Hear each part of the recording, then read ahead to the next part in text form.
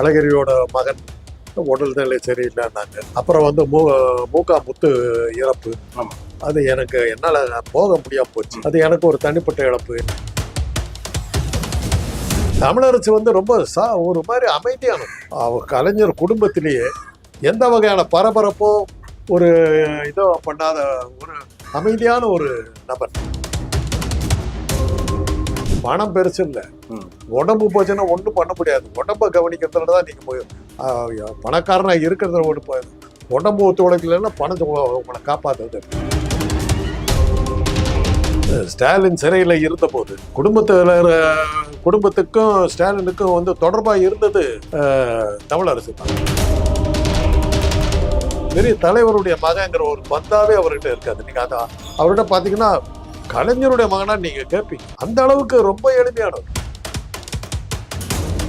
இறால் வளர்ப்பு அது மாதிரி தொழில் இதெல்லாம் எல்லாம் ஈடுபட்டு அதில் போயிட்டு சினிமாவெல்லாம் தயாரிச்சாரு. அருள்நிதியோட படங்கள்ல வந்து அரசியலே இருக்காது, எல்லாம் ஜனரஞ்சகமான படங்களா. அருள்நிதி உதயநிதியோட பெட்டர் நடிகங்கிறது என்னுடைய அபிப்பிராயம்.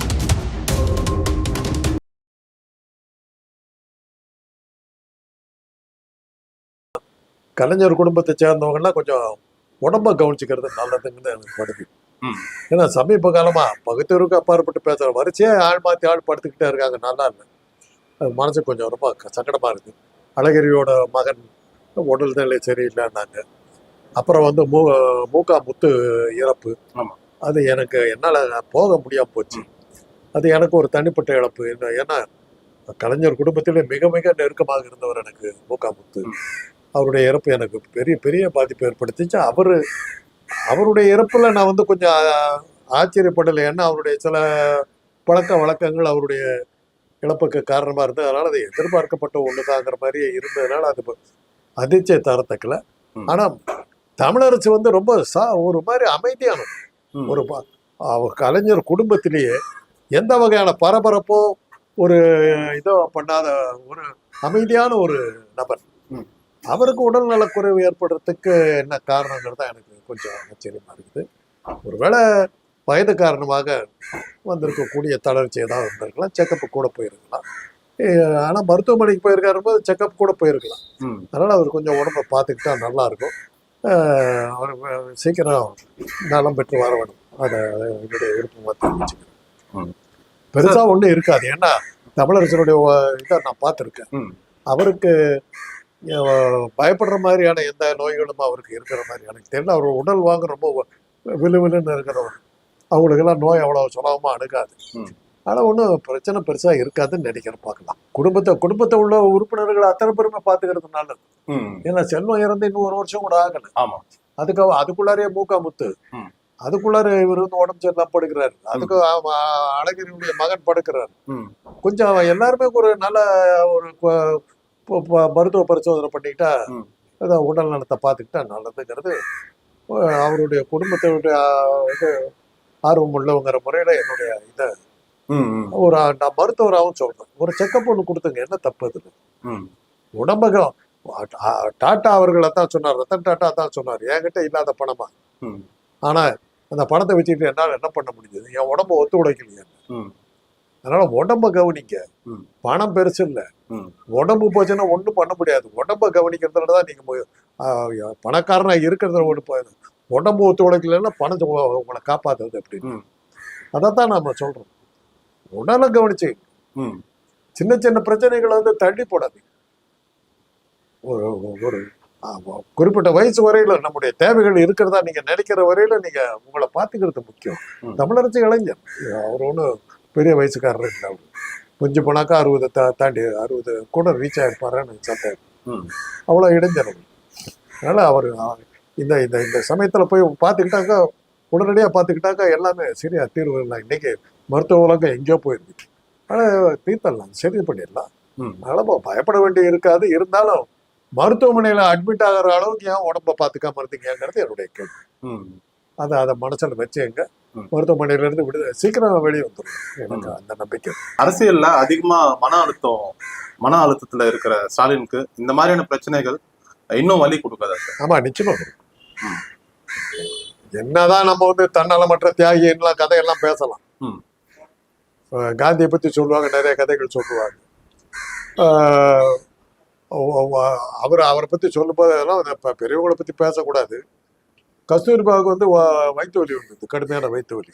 ம். அவருடைய மனைவி, காந்தியோட மனைவி, மருத்துவமனையில் அவர் அட்மிட் பண்ணல. அவர் ம். மனோத இடத்துலயே அதை நீ சரிப்படுத்திக்கணும்ட்டார். ம். அந்த அந்த அம்மா படாத அவஸ்தைப்பட்டு வைத்தியமே இல்லாம தப்பிச்சுக்கிச்சு, ம். தப்பிச்சுக்கிட்டாங்க. இவருக்கு வயிற்று வலி வந்தது. ம்.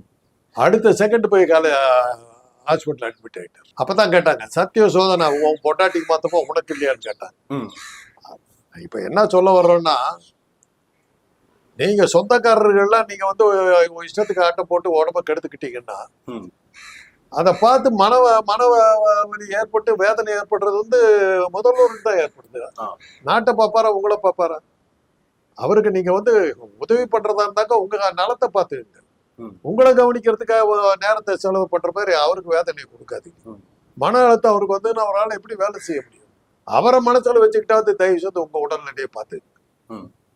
உங்க உடல்நிலை நல்லா இருந்தா தான் அவருக்கு மனசுல மகிழ்ச்சி இருக்கும். ம். அவர் மனசு மகிழ்ச்சி இருந்தா தான் அவரால் வேலை செய்ய முடியும். அதான் நீங்க வந்து அவர் எலெக்ஷனுக்கு நீங்க வேலை செய்யறீங்களே இல்லையோ, ம். அவர் ஆரோக்கியமா இருக்கிறதுக்கு நீங்க வந்து நல்லா இருந்தா தான், அவர் மனசு நல்லா இருந்தா தான் அவரும் ஆரோக்கியமா இருப்பார். ம். அதனால அவர் ஆரோக்கியமா இருக்கிறதுக்காக நீங்க உங்க ஆரோக்கியத்தை பார்த்துக்கிறது வந்து பொதுமக்கள்ங்கிற முறையில நம்ம அவங்க குடும்பத்துக்கு வேண்டுகோள் விடுக்கிறோம். ம். திரு மு.க. தமிழரசு என்ன மாதிரியான குணம் உள்ளவர்? அவருக்கும் உங்களுக்கும் பழக்கம் இருக்குதா சார்? நல்ல பழக்கம், நல்ல பழக்கம். உண்மையில சொல்லப்போனா என்கிட்ட ரொம்ப நெருக்கமானவர். அவர் ம். ரொம்ப நெருக்கமானவர். அவர் மகனும் நல்ல பழக்கம், நல்லா பேசுவாங்க. என்ன அவருடைய பட தயாரிப்புகள் எல்லாம் பல சமயங்கள் கூப்பிட்டுருக்காரு. கூப்பிட்டு ம். பூஜைக்கெல்லாம் நான் போயிருக்கிறேன். அந்த அளவுக்கு அவர் நெருக்கமாக இருந்தவர். அப்போ அவர் உண்மையை சொல்லணுன்னாக்கா அவர் தான் எங்களுக்கு தொடர்பாளராகவே இருந்தார். ஆ. ஸ்டாலின் சிறையில் இருந்தபோது குடும்பத்துக்கும் ஸ்டாலினுக்கும் வந்து தொடர்பாக இருந்தது ம். தமிழரசு தான். அவர் வந்து என்னை பார்ப்பார். பார்த்துட்டு இந்த மாதிரி ஒரு செய்தியை வந்து ஜெயிலுக்கு நீங்கள் தகவல் சொல்லணும். அப்போ ஜெயிலில் டாக்டராக போயிட்டு இருந்தேன். ம். அதனால் நான் அந்த சிறைக்கு விசிட்டுக்கு நான் போகும்போது இந்த செய்திகள்லாம் நான் கொண்டு போடுவேன். ம். கொண்டு போயிட்டு அதை திருப்பி கொண்டு போய் தமிழரசு தான் அதை வாங்கிட்டு போவார். ம். அது மாதிரி அந்த குடும்பம் சிறையில் இருந்தபோது அந்த ஸ்டாலினுக்கு அந்த மாறனுக்கு எல்லாத்துக்கும் இவர் தான் இருந்து எல்லாமே செஞ்சார். ம். செஞ்சு எல்லாம் இது பண்ணுவார், வருவார். அவங்க அப்பாவுக்கு உடம்பு சரியில்லைன்னு ஒரு தடவை தலைவருக்கு உடம்பு சரியில்லாத போது இவர் தான் ஓடியாந்தார். ம். இவர் வந்து இந்த மாதிரி எப்படின்னா கூட ஸ்டாலினும் வந்தார். ம். அப்போ 2 பேரும் அரசியல் பெருசா இல்லை, 2 பேரும் ஓடியாந்தார். அது மாதிரி எனக்கு தமிழரசு ரொம்ப ரொம்ப நெருக்கம், ரொம்ப நெருக்கம். ரொம்ப இதாக எங்க பார்த்தாலும் நின்று பேசுவார். நல்லா ஒரு தன்மையான மனிதர்.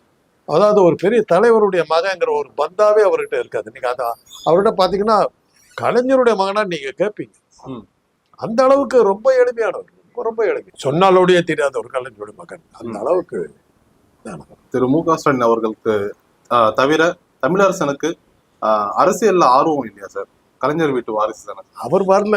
ம். அவர் இதெல்லாம் இதுக்கு புரான் இறால் வளர்ப்பு அது மாதிரி தொழில் இதில் எல்லாம் ஈடுபட்டு அதில் போயிட்டார். அதில் போயிட்டு சினிமாவெல்லாம் தயாரிச்சாரு.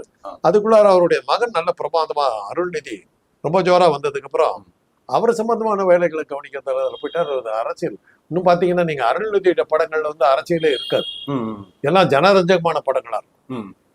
ஏறத்தாழ உதயநிதி அப்படிதான் இருந்தா. அப்படி இருந்தாலும் என்னுடைய இதுல எடுத்தீங்கன்னாக்கா அருள்நிதி உதயநிதியோட பெட்டர் நடிகைங்கிறது என்னுடைய அபிப்பிராயம். அவருடைய படங்கள்லாம் அது டிமாண்டி காலனி எல்லாம் ரொம்ப ஜோரா இருந்து ரசிச்சு பார்த்துருக்கேன். ம். அதனால அவரை மகன் வந்து நல்லா பெருசா வந்ததுனால இவர் வந்து அதில் கான்சென்ட்ரேட் பண்ணிட்டு போயிட்டார். அரசியலுக்கு வராம விட்டார், அரசியல் பக்கமே வரல. அதனாலதான் அவருடைய திருமணத்தை சமயத்துல பேராசிரியர் தான் திருமணத்தை நடத்தினார். அவருடைய அதான் நினைக்கிறேன். அப்போ வந்து கலைஞர் என்ன சொன்னார்னா, பேராசிரியருக்கு தமிழை தெரியாதுன்னாரு. எல்லாரும் எல்லாம் முடிச்சாங்க. தமிழ்னாக்கா தமிழரசன் என் மகனை தெரியாது, அவன் அந்த அளவுக்கு யாருக்கிட்டையுமே வெளியில தன்னை காட்டிக்கிட்டது இல்லை, எனக்கு ஒரு 4ஆவதா ஒரு மகன் இருக்கிறாங்கிறது ரொம்ப பேத்துக்கு தெரியாத அளவுக்கு ரொம்ப அடக்கமான என் பிள்ளை அவர் அப்படின்னாரு. அந்த மாதிரி பையன் ரொம்ப ஆனா எலெக்ஷன் விஷயத்துல வந்து வெளியில வந்து விளம்பரப்படுத்திக்காம திரைக்கு பின்னால் நடக்கிற அத்தனை வேலைகளும் அவர் தான் செஞ்சுக்கிட்டு இருப்பார். கூட்டத்தாரு ஆர்கனைஸ் பண்றது, ஆட்களை கூப்பிட்டு வர்றது எல்லாமே பண்ணிடுவாரு. ஆனா மேடையில் அவர் இருக்க மாட்டார். அது மாதிரி ஒரு உண்மையான தொண்டனாவே இருந்தார். அவர் ஏன் சார் நடிக்க வரல? அவரு பர்சனாலிட்டி அந்த தமிழரசுக்கு வந்து அந்த பர்சனாலிட்டி இல்லை. அப்படி பாத்தீங்கன்னா ஸ்டாலின் கூட 2-3 படங்கள்ல நடிச்சார், எடுபடல. ஆமா, விட்டார்.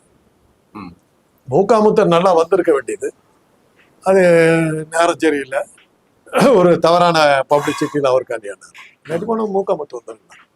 அழகிரிக்கோ தமிழரசுக்கோ அந்த சினிமா பர்சனாலிட்டி இல்லை, அதனால அவங்க வரல. அதனாலதான் அவங்க வாரிசுகளை. அதே சமயத்துல அருள்நிதி எல்லாத்தையும் சேர்த்து சரிப்படுத்திட்டு விட்டார். அருள்நிதி படங்கள் எல்லாமே நல்ல வெற்றிகரமான படம், நல்லாவே